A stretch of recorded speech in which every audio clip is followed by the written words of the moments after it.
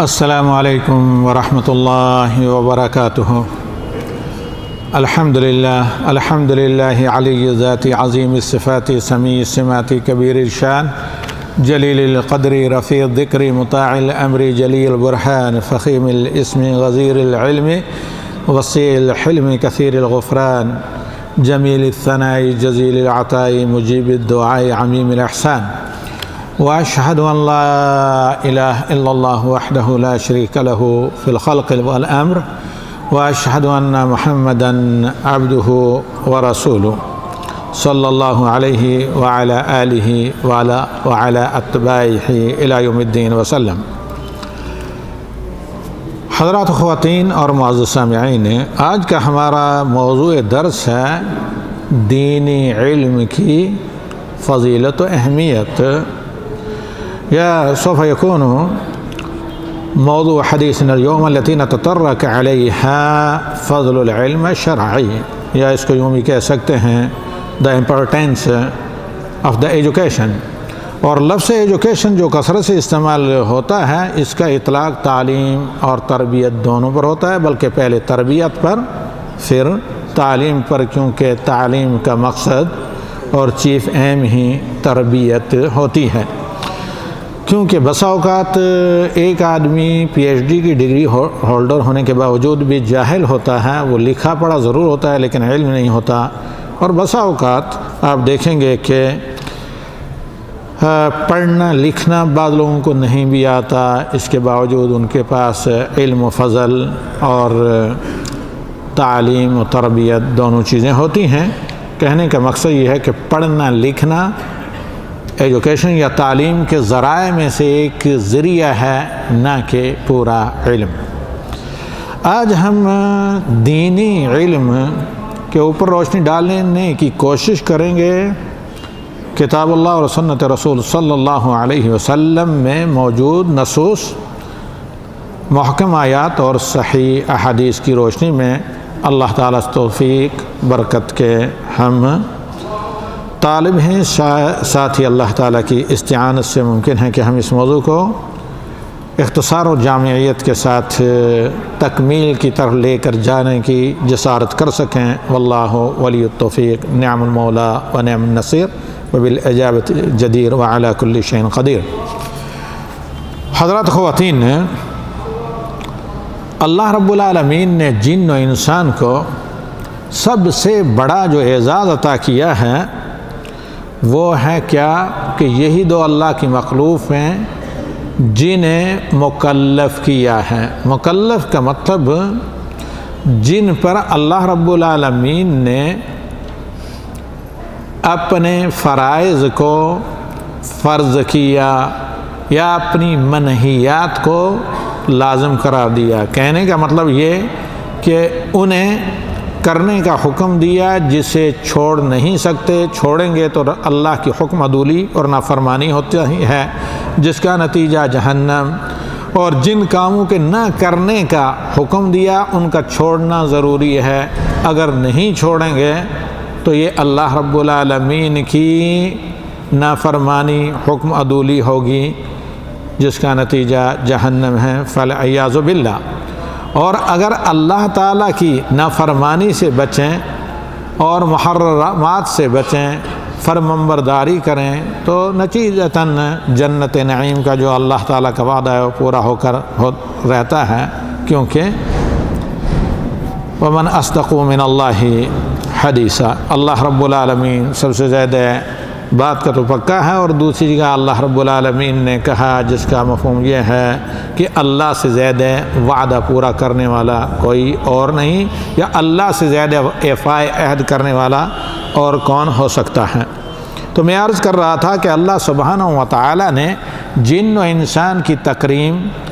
اور عزت و توقیر اس طرح کی، جن انسان کو صرف یہ اعزاز بخشا ہے کہ انہیں اپنے فرائض و واجبات کے پابند اور منہیات سے اجتناب کا پابند کیا۔ بندگی کا نام ہی تکلیف ہے، یا تکلیف کا تقاضا بندگی ہے۔ جیسے کہ سورہ زاریات کی آیت نمبر 56 اور 8 تک، 6 سے لے کر 8 تک اللہ رب العالمین کا فرمان وما خلقت الجن والانس الا لیعبدون ما اريد منهم من رزق وما اريد ان يطعمون ان اللہ هو الرزاق ذو القوة المتین۔ جن و انسان کو میں نے صرف پیدا کیا ہے اپنی بندگی کے لیے، اپنی عبادت کے لیے ہے، ان سے مجھے رزق نہیں چاہیے، نہ یہ چاہیے کہ وہ خورد و نوش کا بندوبست کریں، یعنی ان کو صرف مین پاور کے لیے اللہ تعالیٰ نے پیدا نہیں کیا ہے، بلکہ جہاں تک رزق کا تعلق ہے ان اللہ هو الرزاق ذو القوة المتین، وہ اللہ کی بندگی کریں، حتیٰ کہ رزق کو تلاش کرنا، محنت کرنا، جاب کو تلاش کرنا، مزدوری کرنا، یہ کیا ہے؟ اللہ کی بندگی ہے، اللہ کے حکم کی بجا آوری ہے۔ تو اللہ تعالیٰ کہتا ہے کہ حقیقتاً بہت زیادہ رزق کا بندوبست کرنے والا، روزی رساں اللہ رب العالمین ہے، کیونکہ اللہ ہی زبردست قوت کا مالک ہے۔ اللہ کی قوت کے مقابلے میں باقی ساری کائنات کی قوت ہیچ اور کمتر ہے۔ اب جو شخص اللہ تعالیٰ کی بندگی کے حکم کی تعمیل کرے اور اللہ رب العالمین کے شروط بندگی پر پورا اترنے کی کوشش صحیح کرے، تو ایسے شخص کا اللہ رب العالمین نے مقام موت آتے ہی اس کی روح کو اعلیٰ علیین اور جنات النعیم میں داخلہ ملتا ہے، اور جو اللہ تعالیٰ کی بندگی کو ضائع کر دے تو اسفل السافلین یعنی ساتوں زمینوں کے نیچے جہنم اس کا ٹھکانہ ہوتا ہے۔ امام ابن قیم رحمہ اللہ نے اپنی کتاب طریق الحجرتین، اس کتاب کا انگریزی ترجمہ موجود ہے نیٹ پر۔ امام ابن قیم رحمہ اللہ اپنی مشہور کتاب طریق الحجرتین، 2 ہجرتوں کا راستہ، جس میں لکھتے ہیں کہ انسان کے لیے ممکن ہی نہیں ہے کہ اللہ کی بندگی اور عبودیت انجام دے سکے دنیا میں رہ کر اس طور پر جس سے وہ اپنے رب کو راضی کریں، کیونکہ بے شمار لوگ مسلمانوں سے زیادہ بعض غیر مسلم عبادت کرتے ہیں اور دعویٰ بھی دیتے ہیں، لیکن وہ عبادت نہیں ہوتی جو اللہ کو راضی کرے۔ جیسے نصارہ کے راہب ہر دنیا کی لذت، شادی بیاہ، اچھے کپڑے، خورد و نوش بھی چھوڑ دیتے ہیں۔ بعض برہمنوں کو آپ دیکھیں گے کہ سب کچھ چھوڑ کر چھڑے کے چھڑے، کھڑے کے کھڑے زندگی گزار دیتے ہیں، ننگ دڑنگ رہ کر۔ اسی طرح بعض اسلام کے نام پر کلنگ جو ہوتے ہیں، جو ننگ دڑنگ جن کو مجذوب کہتے ہیں، لیکن کیا یہ بندگی یا اپنے جسم کو ایذا دینا یہ اللہ کو راضی کرتا ہے؟ ہرگز نہیں۔ اللہ کی بندگی وہ ہے جو انبیاء کی شریعت پر چل کر اللہ کو راضی کرنے کی کوشش کی جائے، اور اللہ تبھی راضی ہوتا ہے جب اللہ تعالیٰ کی نازل کردہ شریعت پر، شریعت محمدی پر، یعنی نبی صلی اللہ علیہ وسلم کی بعثت کے بعد قائم رہ کر اللہ کی عبادت کی جائے۔ اور امام ابن قیم رحمہ اللہ نے یہ جو طریق الحجرتین میں لکھا ہے، اور کہا کہ یہ اسی صورت میں ممکن ہے جب آپ کے پاس صحیح علم و بصیرت ہو۔ جس قدر آدمی کے پاس علمی قوت ہوگی، جس قدر دین کی صحیح ایتھنٹک نالج ہوگی، اسی قدر زیادہ وہ اللہ کی مرضی کے مطابق اللہ رب العالمین کی بندگی اور عبودیت انجام دے کر عابدوں کا مقام حاصل کر سکے گا، کیونکہ علمی وہ روشنی ہے جس میں وہ اللہ رحمان کا راستہ پہچان کر مردود شیطان کے جال سے بچ سکتا ہے، ورنہ جہالت کے اندھیرے میں رہ کر 24 گھنٹے شب و روز بھی عبادت کرے تو وہ کہیں نہ کہیں اس میں ضیاع کا یا حیرانگی کا شکار ہو کر صراط مستقیم یا اسٹریٹ پاتھ سے کیا ہو سکتا ہے؟ بھٹک سکتا ہے، گمراہ ہو سکتا ہے، فَلَعِيَاذُ بِاللَّهِ۔ اور اللہ رب العالمین سے دعا ہے کہ اللہ تعالیٰ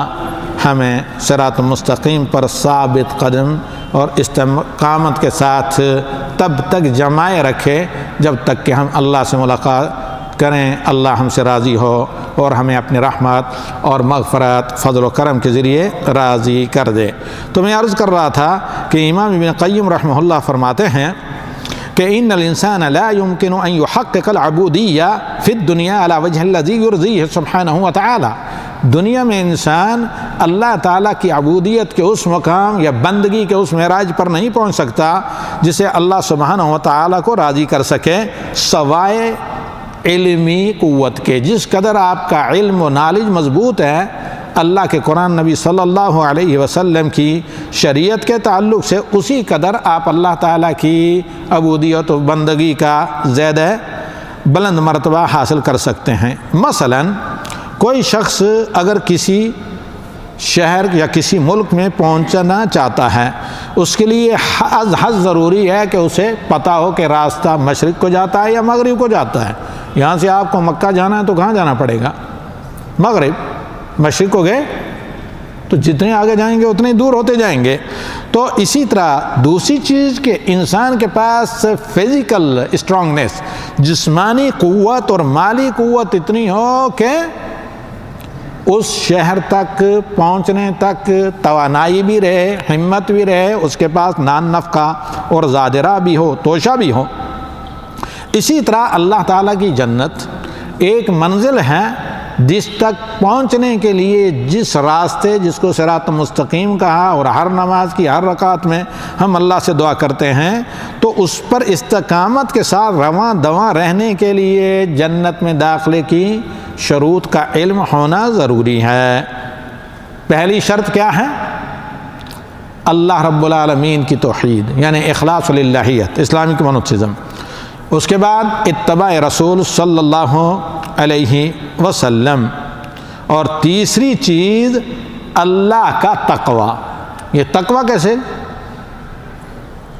تقوی کا مطلب اللہ کے حکموں کو بجا لا کر اور اللہ کے حرام کردہ منع کردہ کاموں سے بچ کر اور پرہیز کر کے۔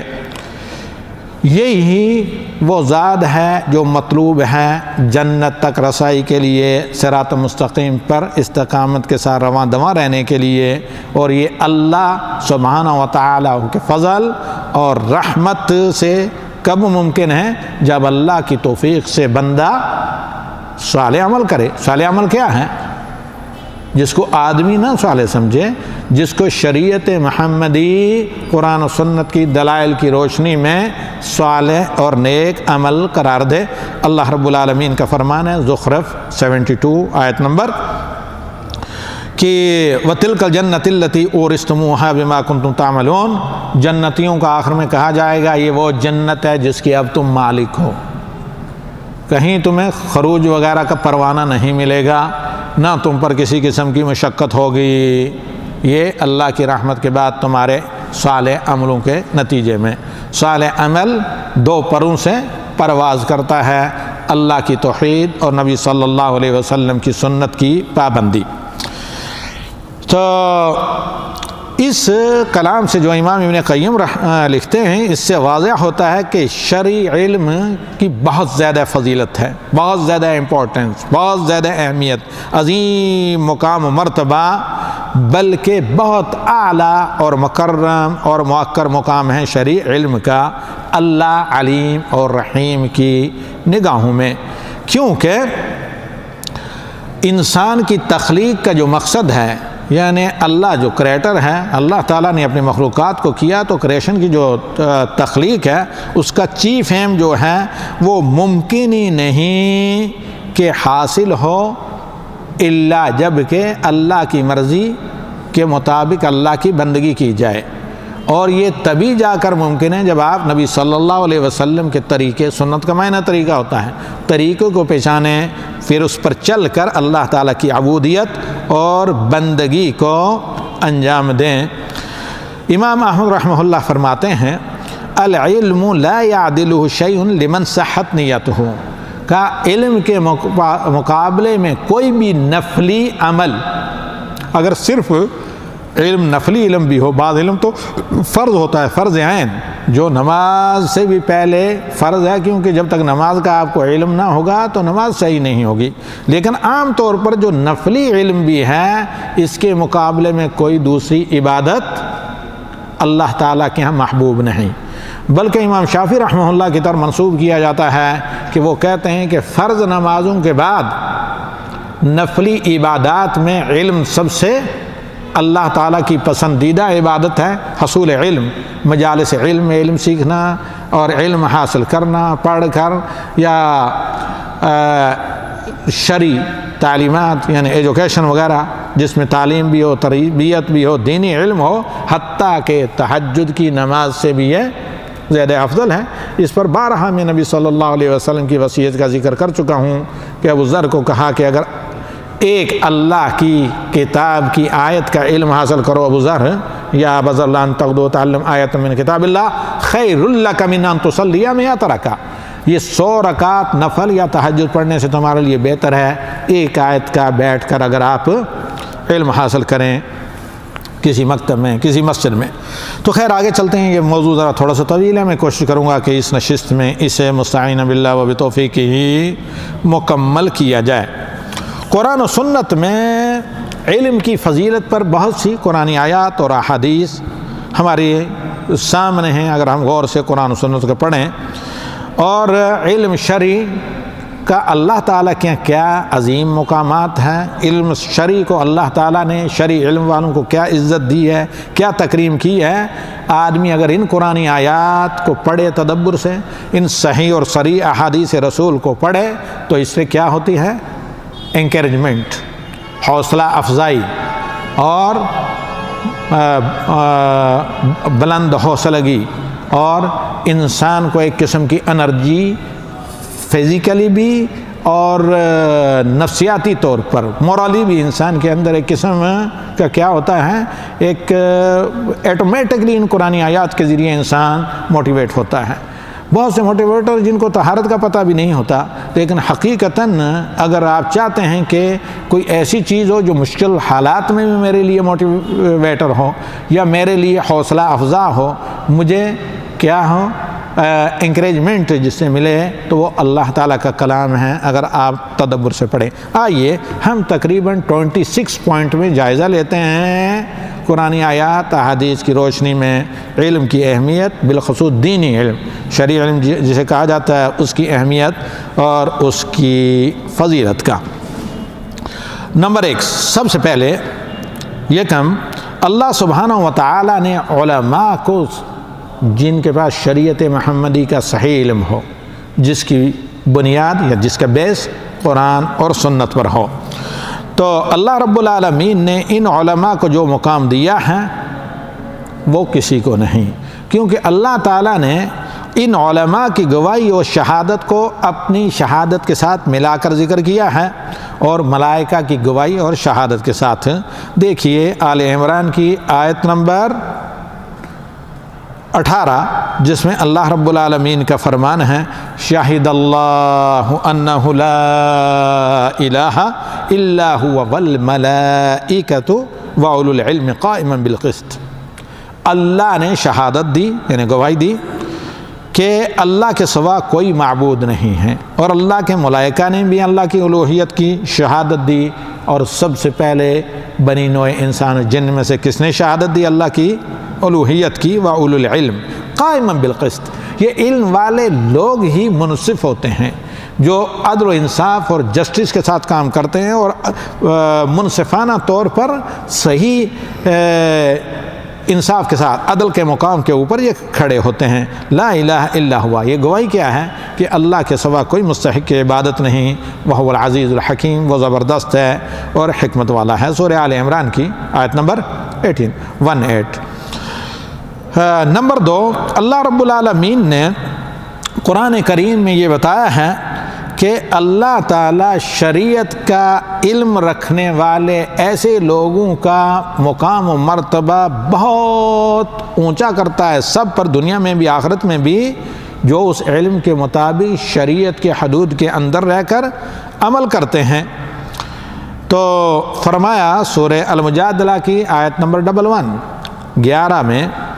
کہ یرفع اللہ الذین آمنوا منکم والذین اوتوا العلم درجات، اللہ تعالیٰ عزت افزائی کرتا ہے، بلند مقام عطا کرتا ہے، یہ دونوں جہاں میں، دنیا میں بھی آخرت میں بھی۔ اے انسانوں تم میں سے ان لوگوں کا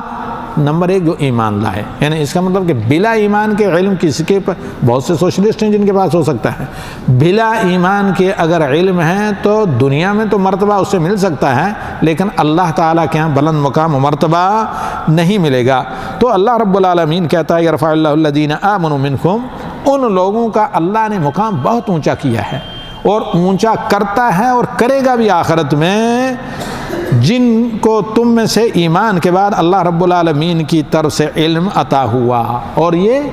ان کے علم و فضل اور عمل کے اعتبار سے درجات متفاوت ہیں، بلند بلند بلند بلند، یہاں تک کہ یہ وفوق کل ذی علم علیم، اللہ کی مخلوقات میں سب سے زیادہ ذی علم جو انبیاء ہوتے ہیں ان کی مصاحبت اور ان کی رفاقت حاصل ہوتی ہے، جیسے اللہ تعالیٰ نے ہمیں سکھایا کہ اہدنا الصراط المستقیم صراط الذین انعمت علیہم میں، کہ جن پر انعام ہوا نبیین صدیقین شہداء صالحین۔ اس کے بعد نمبر 3 کہ اللہ سبحانہ و تعالیٰ نے شریعت کے جو مخلص علماء ہیں ان کو خشیت جیسے مقام سے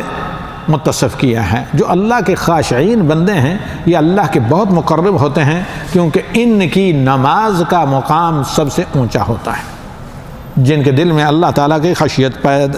پائی جائے، تو دیکھیے اللہ رب العالمین کا فرمان سورہ آل عمران کی آیت نمبر 7 میں کیا کہتا ہے اللہ تعالیٰ؟ انما یخشی اللہ، یاد رکھیں ہاں پر زبر، انما یخشی اللہ من عبادہ العلماء، کہ اللہ سے جو ڈرتے ہیں، جن کے دلوں میں اللہ کی خشیت ہے، جو اللہ کی نافرمانی سے انہیں روک دیتی ہے اور فرمانبرداری پر پیچھے نہیں رہنے دیتی ہے،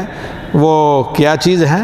علم ہے۔ تو علماء اللہ رب العالمین سے ڈرتے ہیں۔ اور دوبارہ سنیے اس اللہ رب العالمین کے فرمان کو کہ انما یخشی اللہ من عباد العلماء، استغفر اللہ، سورہ فاطر کی آیت نمبر 28 اور سورہ آل عمران کی آیت نمبر 7 میں اللہ رب العالمین کا فرمان والراسخون فی العلم یقولون آمنا بہ، اور علم میں جو پختہ لوگ ہوتے ہیں، یعنی تحصیل اور تحصیل جن کے پاس علمی ہو، گہرائی اور گہرائی جس کو کہا جاتا ہے اردو کے اندر، جن لوگوں کے پاس علم واقعی اتھنٹک ہو، جن کا علم ہے، ان کے بارے میں اللہ رب العالمین نے کہا کہ وہ کیا کہتے ہیں؟ والراسخون فی العلم یقولون آمنا بہ کل من عند ربنا، جیسے متشابہ آیات ہیں، اگر ان کی سمجھ نہ آئے تو وہ ان سب پر ایمان لاتے ہیں اور کہتے ہیں کہ سب کا سب قرآن ہمارے رب کی طرف سے ہے۔ وَمَا يَذَّكَّرُ إِلَّا أُولُو الْأَلْبَابِ، عقل والے لوگ ہی نصیحت حاصل کر سکتے ہیں، سورہ آل عمران کی آیت نمبر 7۔ اور عقل سے مراد عقل سلیم ہیں، جو علم کے بغیر مکمل نہیں ہوتی بلکہ جو صحیح علم کی طرف رہنمائی کرتی ہے، وہ عقل سلیم نہیں ہے جو صحیح علم کی طرف رہنمائی نہ کرے، حقیقتاً وہ بگڑی ہوئی عقل ہے۔ نمبر 4، اللہ سبحانہ و تعالی نے علم کو ایمان پر بھی مقدم کیا، اور اللہ رب العالمین کا فرمان ہے کیا؟ وَعَلَمْ أَنَّهُ لَا إِلَهَ إِلَّا اللَّهُ، یعنی لا الہ الا اللہ پڑھنے سے پہلے آپ لا الہ الا اللہ کو سمجھیں، اس کا علم حاصل کریں۔ تو اللہ سبحانہ و تعالی نے ایمان پر علم کو مقدم کیا ہے کہ ایمان لانے سے پہلے آپ جس چیز پر ایمان لا رہے ہیں اس کا علم حاصل کر کے جان بوجھ کر سوجھ بوجھ سے ایمان لائیں۔ اسی لیے ایمان کے لیے کیا شرط ہے؟ عقل اور بلوغ۔ تو ایمان لائیں، کیونکہ ایمان صحیح بلا علم صحیح کے ممکن نہیں۔ جب تک صحیح علم نہ ہو صحیح ایمان ممکن نہیں۔ اگر صحیح علم ہوتا تو جتنی مسلمانوں میں کلمہ گو مسلمانوں میں شرک و بدعات ہے یہ نہیں ہوتی، چونکہ صحیح علم نہیں، اس لیے ایمان کم اور بے ایمانی فلیعوذ باللہ زیادہ ہے۔ اور اہل علم کو اللہ رب العالمین نے قیامت کے دن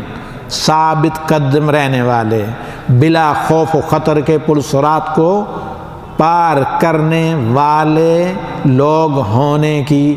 سرٹیفکیٹ دی، تسلی دی، بلکہ بشارت دی۔ اور اللہ رب العالمین کا اس ضمن میں فرمان ہے کہ وَقَالَ الَّذِينَ أُوتُوا الْعِلْمَ وَالْإِيمَانَ لَقَدْ لَبِثْتُمْ فِي كِتَابِ اللَّهِ إِلَى يَوْمِ الْبَعْثِ،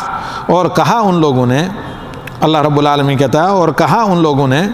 کہ جن لوگوں کو اللہ کی طرف سے علم و ایمان عطا کیے گئے، لَقَدْ لَبِثْتُمْ فِي كِتَابِ اللَّهِ إِلَى يَوْمِ الْبَعْثِ، اللہ کے یہاں جو تمہارے نام اعمال میں لکھا گیا ہے کہ قیامت تک تم کیا رکے ٹھہرے رہے، فَهَذَا يَوْمُ الْبَعْثِ، یہ قیامت کا دن تمہارے سامنے آ چکا، وَلَكِنَّكُمْ كُنْتُمْ لَا تَعْلَمُونَ، لیکن تم ان لوگوں کو کہا جن کے پاس علم نہیں، جو جاہل تھے، کہ تم قیامت کا سامنا افسردگی حسرت سے اس لیے کر رہے ہو کہ دنیا میں تمہارے پاس علم نہیں تھا۔ اس کے برعکس جن لوگوں کو علم دیا گیا ان کو اللہ تعالیٰ کی طرف سے ثابت قدمی کی وہاں بشارت دی جائے گی۔ سورہ روم کی آیت نمبر 56 دیکھیے۔ نمبر 5، اللہ سبحانہ و تعالیٰ نے اپنے نبی کو علم کے لیے دعا کرنے کا حکم دیا اور فرمایا سورہ طٰہٰ کی آیت نمبر 114 میں وَقُلْ رَبِّ زِدْنِی عِلْمًا۔ نمبر 6، اللہ سبحانہ و تعالیٰ نے اہل علم کو اپنے چنیدہ بندہ قرار دیا اور اللہ تعالیٰ نے انہیں اپریسیٹ کیا اور جنت کا وعدہ کیا، جنت عدن کا، جیسے کہ فرمایا ثم اورثنا الکتاب الذین اصطفینا من عبادنا، پھر ہم نے کتاب کا، کتاب سے مراد الکتاب قرآن، پھر کتاب کے علم کا ہم نے وارث بنایا اپنے ان بندوں کو جن کو ہم نے اپنے سارے بندوں میں سے چنیدہ کر کے چن لیا، فمنہم ظالم لنفسہ ومنہم مقتصد، تو میرے بندوں میں سے بعض اپنے اوپر ظلم کرنے والے ہیں اور بعض ان میں سے سیدھا رو ہیں، ومنہم سابق بالخیرات، بعض بلائی میں اچھائی کے کاموں میں بڑھ چڑھ کر حصہ لینے والے ہیں۔ اور آگے اللہ رب العالمین فرماتا ہے کہ یہ سب کم اللہ تعالیٰ کے حکم سے ہوتا ہے، بإذن اللہ ذالک هو الفضل الکبیر، اور یہ سب سے بڑا اللہ رب العالمین کا فضل ہے۔ جنات عدن يدخلونها يحلون فيها من اساور من ذهب ولؤلؤا ولباسهم فيها حریر، سورہ فاطر کی آیت نمبر 32 سے لے کر 33 تک، کہ یہ جنتوں کے وارث ہوں گے جس میں یہ جہاں داخل ہوں گے تو انہیں طرح طرح کی زیب و زینت کی، یعنی زیورات اور دیگر اللہ تعالیٰ اور انتہائی قیمتی اور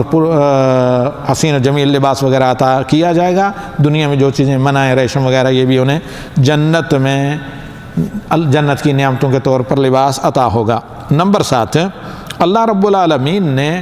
علم کو روح سے تعبیر کیا ہے۔ جس طرح روح کے بغیر جسم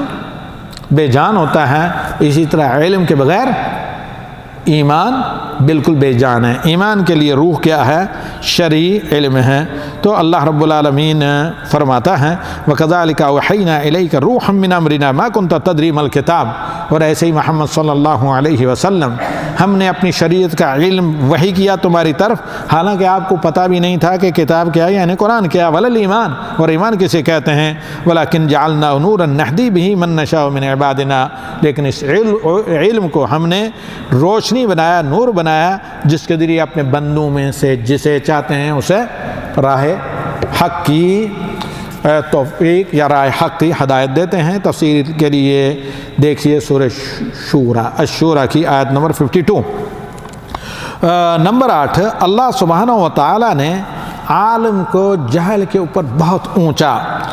مقام دیا ہے۔ دیکھیے اللہ کا فرمان سورہ زمر کی آیت نمبر 9 میں قُلْ هَلْ يَسْتَوِي الَّذِينَ يَعْلَمُونَ وَالَّذِينَ لَا يَعْلَمُونَ، استفہام انکاری۔ اے محمد صلی اللہ علیہ وسلم آپ ذرا پوچھئے ان سے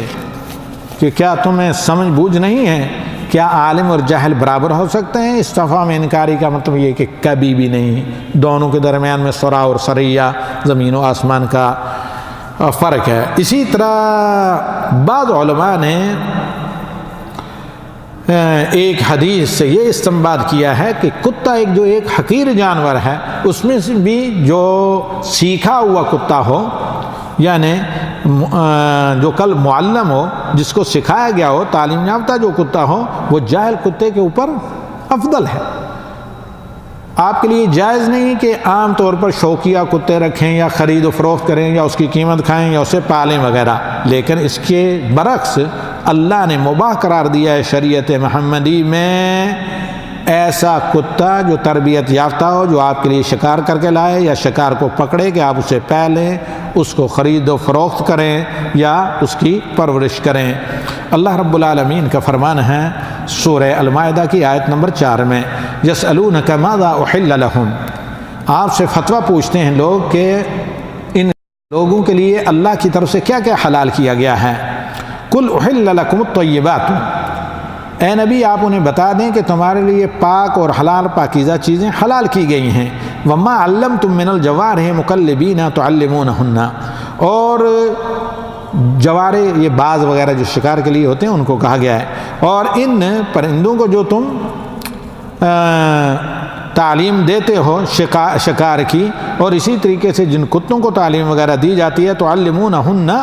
ان کتیوں کو یعنی کتوں کو تم سکھاتے ہو، مما علمکم اللہ، جو اللہ نے تمہیں علم دیا ہے کہ شکار کو کس طرح پکڑیں اور مالک کے لیے اس کو لے کر آئیں یا اسے خود نہ کھائیں، مالک کے لیے پکڑ کر رکھیں۔ فکلوا مما امسکنا علیکم، یہ تعلیم یافتہ جو شکاری کتے ہیں انہی کا شکار کیا ہوا آپ کھا سکتے ہیں، ورنہ عام کتوں کا نہیں۔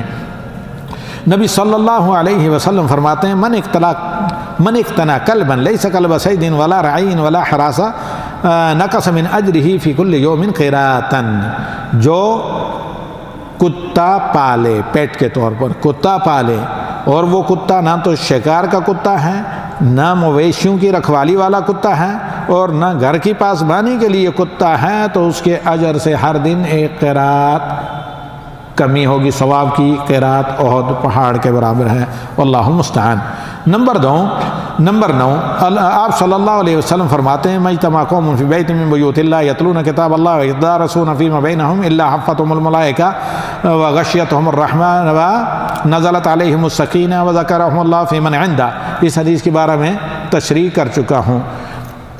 یہ حلقہ علم، حلقہ ذکر، دروس جہاں لوگ اکٹھے ہوں اللہ کے دین کو سیکھنے کے لیے، اس کی فضیلت پر دعا کرتی ہیں۔ خلاصہ اس کا یہ ہے کہ فرشتے انہیں گھیر لیتے ہیں اور اللہ کی طرف سے سکینت ان پر نازل ہوتی ہے، اور اللہ تعالیٰ کے ملائکہ ان کے لیے دعا کرتے ہیں، اور اللہ تعالیٰ اپنے مقرب فرشتوں کے درمیان ایسے لوگوں کا تذکرہ کرتا ہے کہ یہ معراج انسانیت ہیں۔ تو آگے آئیے کہ اللہ رب العالمین نے اس اعزاز اور فضیلت کے ساتھ علم کی مجلسوں کو مخصوص کیا ہے۔ ایک روایت میں ہے کہ ملائکہ اللہ سے کہتے ہیں ان منہم فلانا لم یأت للعلم،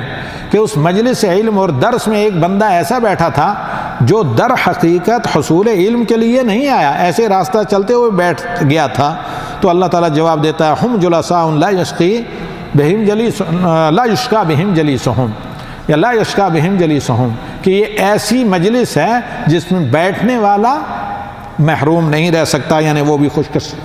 قسمت خوش نصیب ہے، یا جیسے نبی صلی اللہ علیہ وسلم نے فرمایا۔ نمبر 9 آپ صلی اللہ علیہ وسلم نے اہل علم کی نسبت اللہ تعالیٰ کی طرف اپنی طرف نسبت تشریف یعنی شرف کی، اور ان کی تکریم کی، اور کہا اہل القرآن اہل اللہ وخاصتہ، نبی صلی اللہ علیہ وسلم کی حدیث کہ قرآن پڑھنے والے، قرآن کو سیکھنے والے، قرآن کا علم رکھنے والے اللہ تعالیٰ کے مخصوص بندے ہیں اور اللہ والے ہیں۔ 12 نمبر نبی صلی اللہ علیہ وسلم فرماتے ہیں فضل العالم علی العابد کفضل القمر علی سائر الکواکب وان العالم یستغفر له من فی السماوات والارض حتى الحوت فی البحر، عالم کی فضیلت اور عابد پر ایسی ہیں جیسے چاند کی فضیلت باقی سارے تاروں کے اوپر، اور عالم کے لیے آسمان و زمین کی ساری مخلوقات اللہ تعالیٰ سے مغفرت مانگتی ہے، بخشش مانگتی ہے، حتیٰ کہ سمندر کے اندر بڑی بڑی حوت جو ہیکل مچھلیاں وغیرہ بھی۔ وہ ایک روایت میں فضل العالم علی العابد کا فضلی علی ادناکم، عالم کو عابد پر ایسی فضیلت حاصل ہے جس طرح مجھے یعنی امام المرسلین محمد صلی اللہ علیہ وسلم خاتم الانبیاء کو مسلمانوں میں سے سب سے کم درجے کے اس زمانے کے، یعنی کہا کہ جیسے تم میں سے سب سے ادنا جو آدمی ہے یعنی سب سے دیر میں اسلام لایا یا سب سے کم عمل کرنے والا، اس پر جیسے نبی آخر الزمان کو فضل و بزرگی اور بلند مقام مرتبہ حاصل ہے، ایسا عالم کو عابد کے اوپر ہے، خواہ وہ عابد کتنا بڑا عابد کیوں نہ ہو، لیکن علم والا صرف فرائض انجام دے کر اور محرمات سے بچ کر یہ عظیم مرتبہ حاصل کر سکتا ہے۔ نمبر 13، اللہ کے رسول صلی اللہ علیہ وسلم نے فرمایا کہ ان الملائکہ لا تصلی علی معلم الناس الخیر، جو شخص لوگوں کو خیر کا علم، شرعی علم سکھاتا ہے، ملائکہ اس کے لیے دعا کرتے ہیں۔ اور آگے خود نبی صلی اللہ علیہ وسلم فرماتے ہیں وصلاۃ الملائکۃ الدعاء والاستغفار، اور ملائکہ کی صلاۃ کا مطلب یہ ہے کہ فرشتے اس کے لیے اللہ سے بخشش مانگتے ہیں اور اللہ تعالیٰ سے دعا کرتے ہیں، کیونکہ لا یعصون اللہ ما امرہم، فرشتے اللہ کے حکم کی نافرمانی نہیں کرتے، لہذا ان کی دعائیں قبول ہوتی ہیں۔ نمبر 14، اللہ سبحانہ و تعالیٰ نے اہل علم کی جنت تک رسائی آسان کی ہے، اور حدیث میں فرمایا، حدیث معاویہ رضی اللہ تعالی عنہ، من سلک طریقا یلتمس فیہ علما سہل اللہ لہ طریقا الی الجنہ، جو حصول علم کے لیے سفر کر کے جاتا ہے کوئی طالب علم، یا کہیں سننے کے لیے کہیں سیکھنے کے لیے چل کر جاتا ہے، تو اللہ تعالیٰ اس کے لیے جنت کا راستہ آسان کر دیتا ہے۔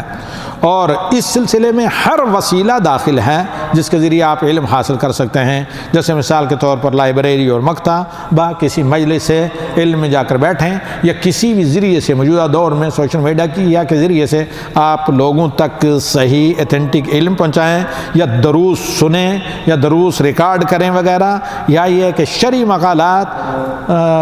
اور شرعی کتابیں یا دینی کتابیں وغیرہ پڑھیں۔ نمبر 15، ملائکہ اہل علم سے محبت کرتے ہیں اور ان کے پیروں کے نیچے اپنے پر بچھاتے ہیں، جیسے کہ اللہ کے نبی صلی اللہ علیہ وسلم نے فرمایا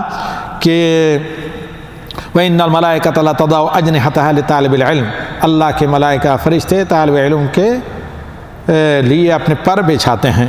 نمبر 16، اللہ سبحانہ و تعالی جہنم سے گناہ گاروں کو علماء کی شفاعت اور سفارش، اہل علم سے، علم والوں کی شفاعت سے نکالے گا، کہ نبی صلی اللہ علیہ وسلم جیسے فرماتے ہیں، بلکہ کسی گناہ گار کی توبہ قبول ہوتی ہے اہل علم کی رہنمائی کے نتیجے میں اللہ کے فضل سے۔ واقعہ اس آدمی کا جس نے 99 قتل کیے تھے، پھر کسی عابد کے پاس گیا تو اس نے نا امید کیا تو اسے بھی قتل کر کے 100 پورے کر کے دیے، پھر ایک عالم کے پاس گیا، عالم نے کہا کہ اللہ تعالیٰ ہر طرح کے گناہوں کو معاف کرتا ہے، تم گناہ گاروں کی بستی کو چھوڑ کر نیک لوگوں کی بستی میں جاؤ۔ وہ بندہ رواں ہو گیا، راستے میں وفات ہو گئی، حالانکہ کوئی زیادہ عمل بھی نہیں کیا، لیکن صدق کے دل سے توبہ کی تھی ایک عالم کے مشورے سے۔ اب عذاب کے فرشتے بھی آئے اور جنت کے فرشتے، دونوں کے درمیان میں تکرار ہوئی، تو اللہ تعالیٰ نے کہا دونوں طرف کی زمین کی پیمائش کرو، کیونکہ توبہ میں سچا تھا، توبۃ النصوح کی تھی، تو وہ زمین اس زمین سے زیادہ قریب تھا جو صالحین کا علاقہ تھا، لہذا جنت کے فرشتے اسے لے کر چلے گئے۔ یہ طویل حدیث ہے، اختصاراً وقت کی کمی کی وجہ سے میں نے آپ کے سامنے رکھا۔ 17ویں نمبر پر اللہ سبحانہ و تعالیٰ نے اہل علم کو ان کے مقابل یعنی جہالا سے ممیز کیا ہے اہل علم کی تکریم کے طور پر، کہ اللہ کے نبی صلی اللہ علیہ وسلم نے فرمایا ان معاذ بن جبل یتقدم العلماء یوم القیامہ، قیامت کے دن علماء کے سرخیل ہوں گے، علماء کے پیشوا ہوں گے۔ کون؟ معاذ بن جبل رضی اللہ تعالیٰ عنہ، کیونکہ اللہ کے نبی صلی اللہ علیہ وسلم نے ان کو معلم بنا کر دور دراز خطوں میں، یمن وغیرہ میں بھیجا، اور یقیناً ان کے پاس علم تھا، علم اور فقہ اور فراست بھی۔ اسی طرح 18ویں نمبر پر علماء جنت میں سب سے اعلیٰ مقام پر ملائکہ مقربین کے ساتھ ہوں گے، اور جنت میں طالب علم درجات میں اسی اعتبار سے ترقی کرے گا جس قدر اس کو اللہ رب العالمین نے علم عطا کیا ہے، یا جس قدر اللہ سے مدد مانگ کر اللہ کے فضل سے اس نے علم حاصل کیا ہے۔ آپ صلی اللہ علیہ وسلم فرماتے ہیں الماہر بالقرآن ما سفرت القرام البررہ، بررہ یہ ملائکہ کی صفت ہے کہ جو قرآن پڑھنے میں ماہر ہے، مہارت رکھتا ہے، وہ ان ملائکہ کے ساتھ ہوگا جو بہت ہی صالح اور جو بہت ہی باعزت ہیں۔ اسی طرح اللہ کے نبی صلی اللہ علیہ وسلم فرماتے ہیں یقال یعنی طالب علم کو کہا جائے گا یقال لقاری القرآن اقرا ورتل ورتقی فإن منزلتک عند آخر آیت تقرأها، قرآن پڑھنے والے کو کہا جائے گا کہ تم پڑھتے جاؤ آرام آرام سے ترتیل سے پڑھتے جاؤ تو تمہارا بلند مقام وہاں ہوگا جہاں تم آخری آیت قرآن کی ختم کرو گے یا جہاں تم اپنی تلاوت کو ختم کرو گے. یعنی کھلی چھوٹ کے جتنا بلند مقام اور عہدہ مرتبہ اللہ تعالیٰ کے یہاں جنت میں حاصل کرنا چاہتے ہو قرآن پڑھتے جاؤ. جہاں آخر جا کر تم قرآن پڑھنا بند کرو گے وہ تمہاری منزل ہے آخری آیت. 19 نمبر نبی صلی اللہ علیہ وسلم نے فرمایا ان البقرۃ و آل عمران تأتیان فی صورت غمامتین، فرماتے ہیں کہ غیایتین تطلان صاحبہما یوم القیامہ، کہ سورہ بقرہ آل عمران دو بادلیوں کی طرح، کلاؤڈ جو کلپس ہوتے ہیں ان کی طرح، دو بادلوں کے ٹکڑوں کی طرح آئیں گی جو سایہ کریں گی اس پر، یعنی حشر میں. تو یہ بہت بڑا عظیم مقام ہے. نمبر 20 نبی صلی اللہ علیہ وسلم فرماتے ہیں کہ ان حامل القرآن یشفع فی 10 من اہل یوم القیامہ. جس کو قرآن یاد ہے، جس کے پاس قرآن کا علم ہے، صرف یاد نہیں، جس کے پاس قرآن کا علم ہے، حامل قرآن کا مطلب جس کو قرآن یاد بھی ہو، اس کا علم ہو، تو اپنے گھر کے 10 آدمی کی سفارش کر کے اللہ تعالیٰ سے معاف کروائے گا قیامت کے دن. وَيُلْبِسُ اللَّهُ وَالِدَيْهِ تاج الوقار، اور عزت و وقار، ریسپیکٹ کا تاج یا کراؤن، ریسپیکٹ کراؤن اللہ رب العالمین اس کے والدین کو اس وقت دے گا جب اولین اور آخرین میں اس کے والدین کو تاج پہنا کر اللہ تعالیٰ اس کی توقیر کی کرے گا. یہاں تو گولڈ میڈل لینے کے لیے کتنے پاپڑ بھیلنے پڑتے ہیں اور اس کے لیے کیا کچھ کیا جاتا ہے، اور اللہ تعالیٰ سے جو تاج کا وقار والدین کو ملے گا حامل قرآن کا علم حاصل کرنے کی وجہ سے. اور 21ویں نمبر پر اللہ رب العالمین اہل علم کو کثرت تلاوت کی وجہ سے بہت زیادہ اجر دیتا ہے.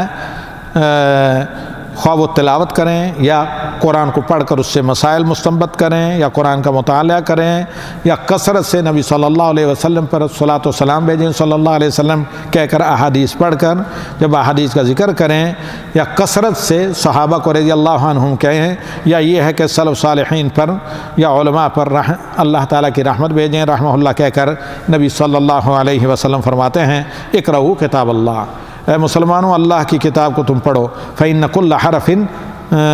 بحسنہ والحسنۃ بعشر امثالها، ہر حرف کی ایک نیکی ملے گی اور ایک نیکی کو 10 سے ضرب دیا جائے گا. لا اقول الف لام حرف بل الف حرف ولام حرف ومیم حرف. میں نے یہ نہیں کہتا کہ پورا ایک ورڈ الف لام میم کا ایک حرف ہے، بلکہ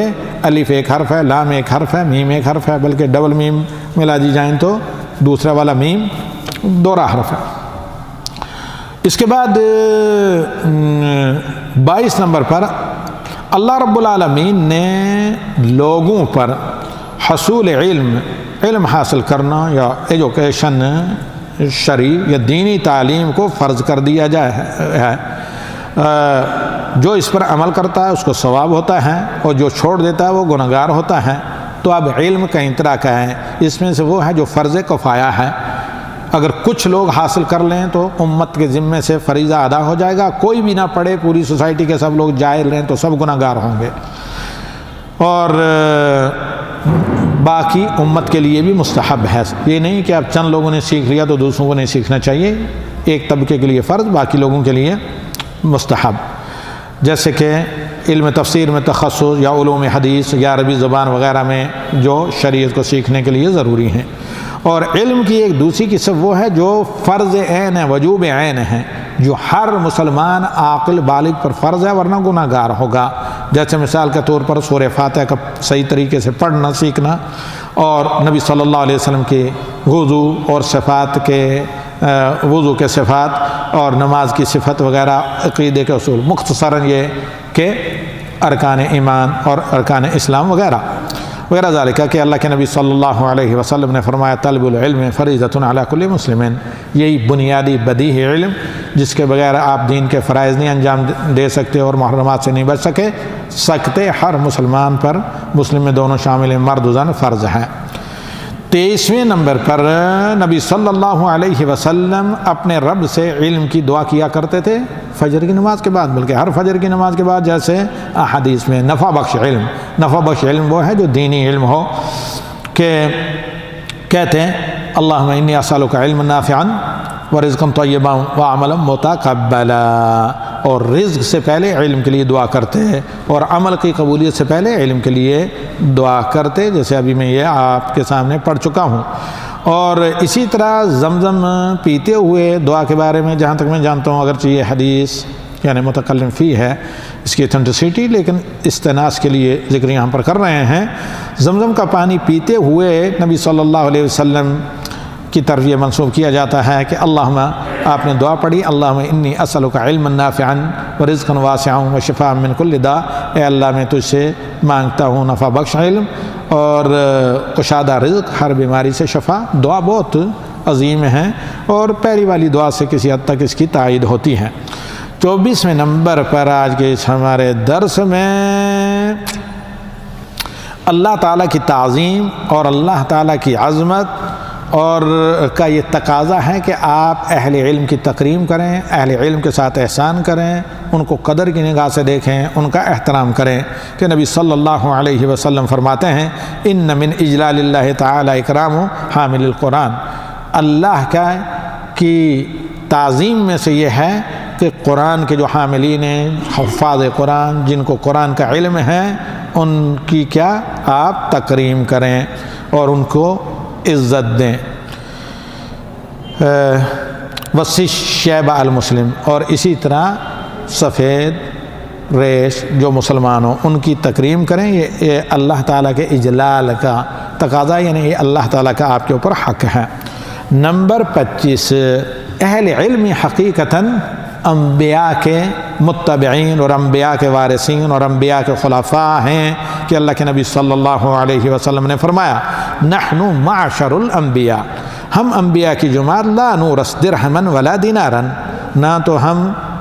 ترکے میں وراثت میں درم دینار مال روپے پیسے نہیں چھوڑتے، انما نورث العلم، ہماری جو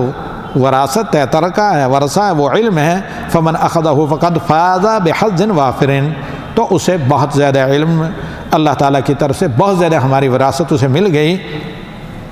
وَإِنَّ الْعُلَمَاءَ وَرَثَةُ الْأَنْبِيَاء، یاد رکھیں کہ اہل علم جو ہیں علماء وہی حقیقتاً وارثین انبیاء ہیں۔ اور 26ویں نمبر پر علم اور عملی کے ذریعے دین میں امامت اور قیادت کا عظیم مقام انسان کو ملتا ہے، کہ اللہ رب العالمین فرماتا ہے وَجَعَلْنَا مِنْهُمْ أَئِمَّةً يَهْدُونَ بِأَمْرِنَا لَمَّا صَبَرُوا، اور ہم نے انسانوں میں سے ایسے قائدین اور امام بنائے جو ہمارے دین کی طرف لوگوں کی رہنمائی کرتے ہیں جب صبر سے کام لیں۔ اس کا مطلب یہ ہے کہ اس میں علم حاصل کرنے کے لیے، علم دوسروں تک پہنچانے کے لیے بہت صبر کی، ثبات کی، برداشت کی ضرورت ہے۔ آگے اللہ تعالیٰ کہتا ہے وَكَانُوا بِآيَاتِنَا يُوقِنُونَ، صرف نہیں علم کے ساتھ اس کو سمجھ کر پڑھتے ہیں، اللہ کی شریعت کو کتاب اللہ سنت رسول کی شکل میں، اور ہماری آیات پر یقین بھی رکھتے۔ سورہ السجدہ کی آیت نمبر 24۔ امام ابن تیمیہ رحمہ اللہ فرماتے ہیں بالصبر والیقین تنال الامام فی الدین، دین کی امامت اور دین کی سربراہی صبر اور یقین کے ذریعے، اور یقین میں علم شامل ہوتا ہے، پائی جا سکتی ہے۔ اور اسی طرح 27ویں نمبر پر ہم یہ ذکر کر کے کہ اللہ رب العالمین نے ملائکہ پر ابو البشر آدم کو فضیلت نہیں دی، پاس قرار دیا جائے کہ فرشتوں کو فین کس کی وجہ سے؟ علم کی وجہ سے۔ اللہم انا نسألک علم نافع ورزقا طیبا وعملا متقبلا، وصلی اللہ علی النبی وآخر دعوانا الحمد للہ رب العالمین۔